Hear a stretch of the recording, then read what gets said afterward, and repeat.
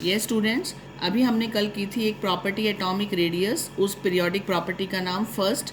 आज हम कर रहे हैं सेकंड पीरियोडिक प्रॉपर्टी, जिसे कहते हैं आयोनाइजेशन एनर्जी और एंथैल्पी। एंथैल्पी और energy is the same thing, right? क्या होती है energy? The minimum amount of energy required to remove the most loosely bound electron from an isolated gaseous atom is called ionisation energy. क्या कहा उसने? Ionisation energy क्या है? मान लो आपका ये एटम है, आपने उस सेंटर में क्या है? न्यूक्लियस है, प्रोटॉन है, पॉजिटिव चार्ज है, ये शेल है। ऐसे यहाँ पर ये शेल, जो सबसे आखिर वाली शेल है जिसे क्या कहते हैं? वैलेंस शेल या आउटर मोस्ट शेल, उसमें से जो इलेक्ट्रॉन जो उसमें अंदर पड़े हैं उसको निकालने के लिए, उसको इस शेल में से बाहर निकालने के लिए जो हमें एनर्जी सप्लाई करनी पड़ती है, हमें रिक्वायर्ड है, जो हमें देनी पड़ती है, ताकि हम इस शेल में से इस मोस्ट लूजली बाउंड का मतलब जो है आउटर मोस्ट इलेक्ट्रॉन। ये जो मैं यहाँ पर मोस्ट लूजली वर्ड है, इसका मतलब ये सबसे लूजली बंधा हुआ कौन होगा? जो शेल बिल्कुल दूर होगा, यानी आउटर मोस्ट शेल। इसमें से इलेक्ट्रॉन को बाहर निकालने के लिए एनर्जी जो दी जाती है उसे बोलते हैं ionisation energy, right? Neutral atom मतलब आइसोलेटेड गैसियस एटम मतलब कोई भी एटम हो गया, सोडियम है, मैग्नीशियम है, एल्यूमिनियम है, व्हाटएवर, राइट? ये होगी आयनाइजेशन एनर्जी। अब कौन कौन से फैक्टर्स हैं जो आयनाइजेशन एनर्जी को इफेक्ट करते हैं? सबसे पहला देखिए, मैग्नीट्यूड ऑफ न्यूक्लियर चार्ज, क्योंकि ये फैक्टर्स पढ़ेंगे तभी हमें क्वेश्चंस करने आएंगे। पहला है magnitude of nuclear charge. Magnitude का होता है अमाउंट, न्यूक्लियर चार्ज का अमाउंट क्या होना चाहिए? Nuclear charge, as the nuclear charge increases, nuclear charge का मतलब न्यूक्लियस के द्वारा लगाया गया फोर्स ऑफ अट्रैक्शन। जैसे न्यूक्लियर चार्ज बढ़ेगा, फोर्स ऑफ अट्रैक्शन न्यूक्लियस और वैलेंस इलेक्ट्रॉन में भी बढ़ेगी, यानी ये शेल न्यूक्लियस के पास जाएगी, न्यूक्लियर चार्ज बढ़ेगा। इससे क्या होगा? जब ये शेल न्यूक्लियस के पास जाएगी तो इसकी दूरी न्यूक्लियस से कम हो जाएगी, तो इसमें से इलेक्ट्रॉन निकालना मुश्किल होगा, क्योंकि वो इलेक्ट्रॉन तो न्यूक्लियस की तरफ खींचेगा। यानी शेल के पास जाने से ज़्यादा एनर्जी चाहिए उसमें से इलेक्ट्रॉन को निकालने के लिए। जैसे आउटर मोस्ट शेल है, ये आगे खिसक गई, ये यहाँ आ गई, तो अब न्यूक्लियस के पास हो गया इलेक्ट्रॉन, तो उसको निकालना मुश्किल है। So more energy is required to remove the valence electron, so ionization energy increases with increase in nuclear charge. तो पहला फैक्टर क्या हुआ? अगर न्यूक्लियर चार्ज बढ़ेगा यानी फोर्स ऑफ अट्रैक्शन बढ़ेगा, किस किस के बीच में? आउटर मोस्ट इलेक्ट्रॉन और न्यूक्लियस के बीच में, तो आयनाइजेशन एनर्जी भी बढ़ेगी, ये भी इंक्रीज होगी, यानी ये डायरेक्टली प्रोपोर्शनल है, ये बढ़ेगा तो ये भी बढ़ेगा, राइट? सेकंड हम पढ़ रहे हैं factor size of atom. Size of atom बिल्कुल सिंपल है, ionisation energy decreases with increase in size of atom. Obvious है, ये एक छोटा एटम है, इसके आउटर मोस्ट शेल ये है, ये एक बड़ा है, इसके आउटर मोस्ट शेल ये है। न्यूक्लियस से किस में से इलेक्ट्रॉन निकालना आसान है? इसमें से, क्योंकि इसका साइज बड़ा है। साइज बिग होने से क्या होगा? Outermost shell centre of nucleus से दूर पड़ी है, यानी इलेक्ट्रॉन इससे दूर है, इसको बाहर निकालना आसान है, आयनाइजेशन एनर्जी हमें कम देनी पड़ेगी। इसका आउटर मोस्ट शेल पास है न्यूक्लियस के, इलेक्ट्रॉन इसी के अंदर घूम रहा है, तो इसमें से साइज छोटा है, तो साइज स्मॉल का मतलब मोर आयनाइजेशन एनर्जी, यानी ionisation energy decreases with increase in atomic size, right? Size बड़ा, आयनाइजेशन एनर्जी कम, तो क्या रिलेशन हुआ आयनाइजेशन एनर्जी का साइज से? Atomic size is inversely proportional to ionisation energy. Size बड़ा, आयनाइजेशन एनर्जी कम, साइज छोटा, आयनाइजेशन एनर्जी ज़्यादा। Clear? Third factor, screening effect of inner electron. Yes, next factor देखिए, screening effect of inner electron. अब screening word आ रहा है, screening किसे कहते हैं?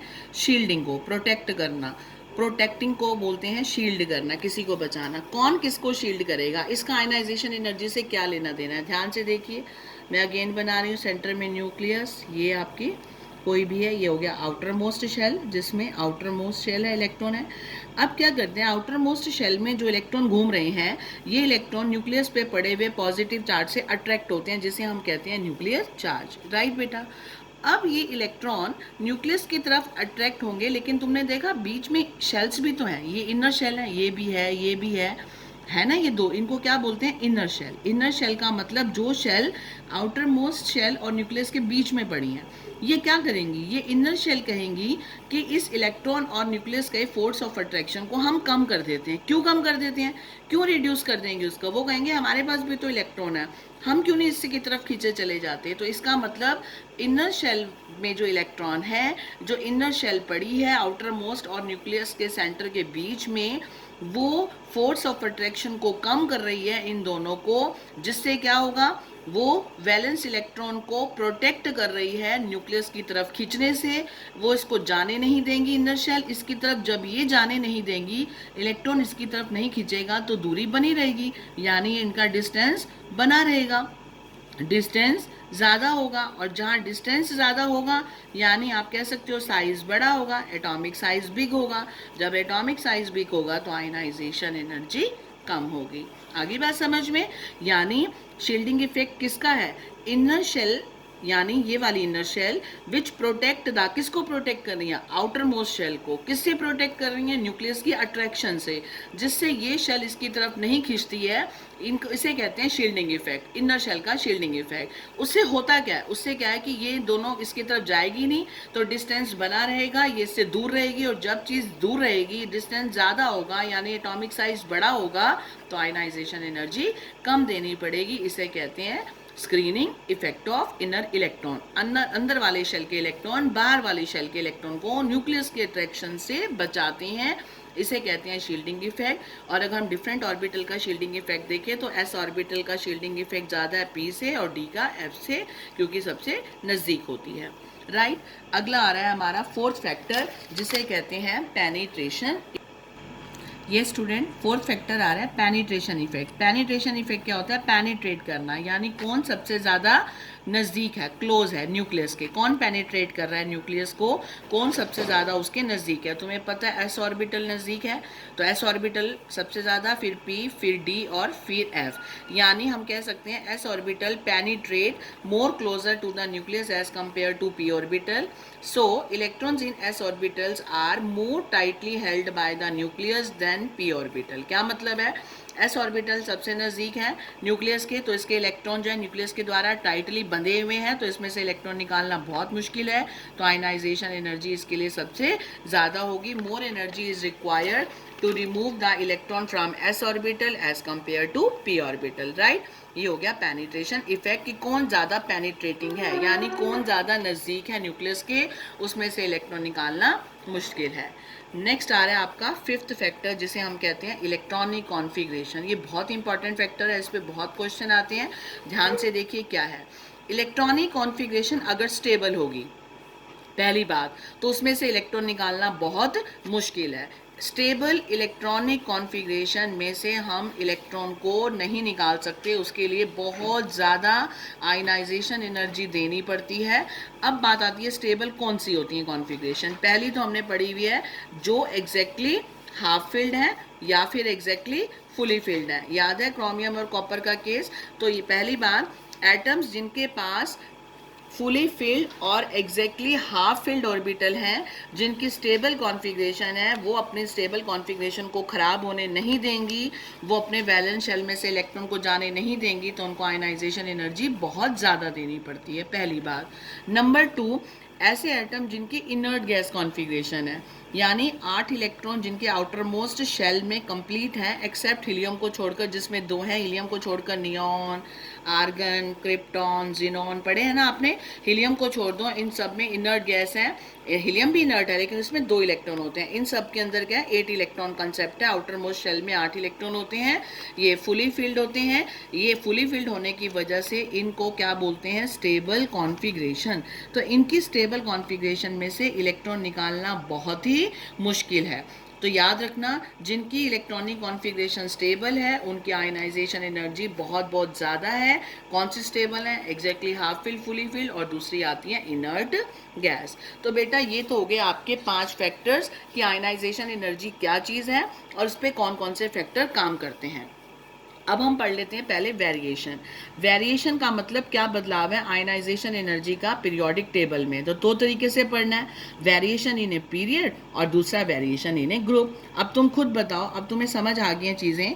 Variation in a period, period में क्या है? Lithium, beryllium, boron. याद है हम इस तरफ लेफ्ट टू राइट चलते हैं। तो बेटा जब हम लेफ्ट से राइट चलते हैं, कहाँ पर? पीरियोडिक टेबल में, तो आप मुझे बताइए साइज क्या होता था? डिक्रीज होता था। अगर एटॉमिक साइज डिक्रीज होगा तो वैलेंस इलेक्ट्रॉन न्यूक्लियस के पास है, यानी टाइटली उससे पकड़े हुए हैं, तो अमाउंट ऑफ एनर्जी यानी अमाउंट ऑफ आयनाइजेशन एनर्जी उसकी क्या होगी? इट विल बी मोर। याद रखना, सबसे सिंपल बात है, वेरिएशन पीरियड में आयनाइजेशन एनर्जी का कैसा है, यानी आयनाइजेशन एनर्जी पीरियड में कैसी चाहिए, ज़्यादा चाहिए कम चाहिए? तो हम क्या देख लें कि लेफ़्ट टू राइट जाते हैं तो साइज़ छोटा होता है, और जब साइज़ छोटा होगा, हमें पता है ये साइज़ छोटा है, तो ये आउटर मोस्ट शेल का इलेक्ट्रॉन न्यूक्लियस से टाइटली बंधा हुआ है, इसलिए इसको निकालना मुश्किल है, तो आयनाइजेशन एनर्जी बहुत ज़्यादा देनी पड़ेगी। क्लियर हो गया? दूसरी बात, ग्रुप में आ जाओ। ग्रुप का मतलब टॉप टू बॉटम, याद है? लिथियम, सोडियम, पोटेशियम मैंने कराया था। हर एक स्टेप पे शेल बढ़ती जा रही है, 2s1, 3s1, 4s1। तो जब नंबर ऑफ शेल्स बढ़ जाती हैं, यानी ग्रुप में आते हैं, तो एटॉमिक साइज क्या सीखा था हमने? बढ़ जाता है, इंक्रीज हो जाता है। जब एटॉमिक साइज इंक्रीज होगा तो क्या होगा? ये एटॉमिक साइज है, हर स्टेप पे बढ़ता जा रहा है। ये एटॉमिक साइज बड़ा है तो इनकी दूरी ज़्यादा होगी, फोर्स ऑफ अट्रैक्शन कम होगा, तो आयनाइजेशन एनर्जी भी कम देनी पड़ेगी। यानी एटॉमिक साइज बढ़ेगा टॉप टू बॉटम, तो आयनाइजेशन एनर्जी कम होगी। तो हमने ये भी सीख लिया आपका variation in a period, variation in a group. What is period? On moving from left to right there will be decrease in atomic size. Main point कर लो। So valence electrons are held tightly, so more amount of energy is required, so ionization energy will be more in periods, right. और group में top to bottom आते हैं, ionisation energy decrease होती है, कम लगती है। वाई? एक तो उनकी शेल बढ़ जाती है, यानी एटॉमिक साइज बढ़ जाता है। मेन चीज, आप चाहो तो दूसरा शील्डिंग इफेक्ट भी दे सकते हो, क्योंकि शेल बढ़ गई। ये देखो, जब एटॉमिक साइज बढ़ गया, हर स्टेप पे शेल बढ़ रही है, बाहर वाली शेल दूर जा रही है, तो इसका मतलब अंदर वाली शेल बढ़ रही है, नंबर ऑफ इनर शेल बढ़ रही है। इनर शेल का बढ़ने से क्या होगा? Number of inner shell increase हो रही है। मैं इंक्रीज के लिए ये यूज करती हूँ, तो इसका मतलब शील्डिंग इफेक्ट बढ़ रहा है। शील्डिंग इफेक्ट भी बढ़ रहा है, क्योंकि अंदर वाली इलेक्ट्रॉन ही तो शील्ड कर रही हैं, आउटर मोस्ट को न्यूक्लियस से बचा रही हैं, उसको खींचने नहीं दे रही हैं। इसका मतलब नंबर ऑफ इनर शेल बढ़ना, शील्डिंग इफेक्ट का बढ़ना है। तो जितना ज़्यादा शील्डिंग इफेक्ट होगा, जितना ज़्यादा इनर शेल होंगी, तो आउटर मोस्ट शेल इससे दूर रहेगी, उससे बची रहेगी, राइट। उससे क्या होगा? आयनाइजेशन एनर्जी कम देनी पड़ेगी। तो टॉप टू बॉटम में आयनाइजेशन एनर्जी ग्रुप में कम है, साइज बढ़ जाता है, और शील्डिंग इफेक्ट भी बढ़ जाता है। आई थिंक आपको आयनाइजेशन एनर्जी क्या है, इसके फैक्टर्स और इसका वेरिएशन यानी बदलना किसके अंदर? पीरियड्स में और ग्रुप में बदलना क्लियर हो गया होगा, राइट। अब आपके क्वेश्चंस कैसे आते हैं मैं आपको टर्म बता देती हूँ। ये स्टूडेंट्स, अब देखते हैं इस आयनाइजेशन एनर्जी पे क्वेश्चंस बड़े इंपॉर्टेंट हैं जो आते हैं इस टॉपिक पे। पहला देखिए, ionisation energy of beryllium is greater than lithium. क्या कहा उसने? आयनाइजेशन एनर्जी बेरिलियम की ग्रेटर देन है किससे? आयनाइजेशन एनर्जी ऑफ लिथियम से। ऐसा क्यों? बेरिलियम है 1s2 2s2 और ये है 1s2 2s1। तो तुमने देखा किसका स्मॉल स्टेबल कौन? पहली बात तो क्यों है इसका तुम खुद दे सकते हो, कौन फुली फिल्ड है? ये वाली, इसमें तो अभी 1 है, ये क्या है? Fully filled. तो आप लिख सकते हैं क्योंकि इसकी क्या है? फुली फिल्ड स्टेबल कॉन्फ़िगरेशन है। और अभी हमने पढ़ा स्टेबल कॉन्फ़िगरेशन में से इलेक्ट्रॉन निकालना मुश्किल है, आयनाइजेशन एनर्जी ज़्यादा देनी पड़ती है। तो आपका पहला आंसर हो गया due to stable configuration, right. दूसरा, due to simultaneously increase in nuclear charge and decrease in size, force attraction जो भी है। इसके बाद आप क्वेश्चन पे आ जाइए। यहाँ पर fully filled configurations are always more stable, ठीक है। So more energy is required to remove an electron from beryllium. इसी बेरिलियम की बात के लिए वो एक्सप्लेन कर रहा है कि फुली फिल्ड होने से क्या होता है। आपको 1 नंबर का क्वेश्चन आता है, आप सीधा 1 वर्ड आंसर देंगे कॉन्फ़िगरेशन लिख के कि फुली फिल्ड है, इसलिए फुली फिल्ड हमेशा स्टेबल होती है, मैंने लिख दिया, और स्टेबल में से निकालने के लिए एनर्जी ज़्यादा होती है, राइट। सेकेंड उसने क्या कहा, इसी रीज़न पे वो आगे चल रहा है, अगला क्वेश्चन दे रहा है सेकेंड पॉइंट पे, ionisation energy of magnesium is greater than sodium. क्या मतलब? मैग्नीशियम क्या है? 12, इसका है 11। इसमें आउटर मोस्ट क्या होती है? 1s2 2s2 2p6 और 3s2, इसमें होती है 3s1, right. Again same reason, इसकी फुली फिल्ड है, 3s2 फुली फिल्ड है और स्टेबल हो गई, इसमें से इलेक्ट्रॉन निकालना मुश्किल है, इसलिए इसकी आयनाइजेशन एनर्जी ज़्यादा होगी। Third question, Ionization energy of beryllium is greater than boron, right? But nuclear charge of boron is greater than beryllium. Still ionization energy of beryllium is greater than boron. ऐसा क्यों? कहते हैं अगर आप beryllium और boron में compare करें तो इसमें तो 1s2 2s2 है, बल्कि इसमें तो 2p1 है, एक शेल ज़्यादा है। तो कहते हैं न्यूक्लियर चार्ज तो बोरोन का ज़्यादा है बेरिलियम की बजाय, फिर इसकी आयनाइजेशन एनर्जी ज़्यादा क्यों है? क्योंकि सारे फैक्टर एक तरफ और स्टेबल कॉन्फ़िगरेशन एक तरफ। याद रखना, जितनी ज़्यादा स्टेबल कॉन्फ़िगरेशन उतनी आयनाइजेशन एनर्जी। इस कॉन्फ़िगरेशन वाले जो उसके फैक्टर को है कोई भी बीट नहीं कर सकता, ये डोमिनेंट है, इसीलिए इसकी ज़्यादा है। अगला, ionisation energy of carbon is greater than boron. Why? Due to increase in nuclear charge and decrease in atomic size of atom. जिसका साइज छोटा होगा, जिसका साइज छोटा है उसकी आयनाइजेशन एनर्जी ज़्यादा होगी, बात याद रखना। या जिसका न्यूक्लियर चार्ज ज़्यादा है, मतलब फोर्स ऑफ अट्रैक्शन ज़्यादा है। ये बहुत आता है। Fifth question, ionisation energy of nitrogen. Ionisation energy of nitrogen is greater than ionisation energy of carbon. Why? तुम खुद देखिए, आयनाइजेशन एनर्जी किसकी? नाइट्रोजन की ज़्यादा बता रहा है कार्बन से। नाइट्रोजन क्या है? 1s2 2s2 2px1 2py1 2pz1, right? और इसमें क्या होती है? 1s2 2s2 2px1 2py1 2pz होता ही नहीं, 2 4 5 6 2pz 0 होता है। ये इसमें एक एक होता है। तो इन दोनों में से तुम्हें कौन सी दिख रही है? It is exactly half filled configuration. Half filled exactly आधी क्यों है? क्योंकि पी में मैक्सिमम कितने इलेक्ट्रॉन जा सकते हैं? 6। तो इसमें कितने बनाए? 3। तो इसे हम कह सकते हैं 6 का आधा 3, यानी एग्जैक्टली हाफ फिल्ड कॉन्फ़िगरेशन है। और एग्जैक्टली हाफ फिल्ड कॉन्फ़िगरेशन हमेशा क्या होती है?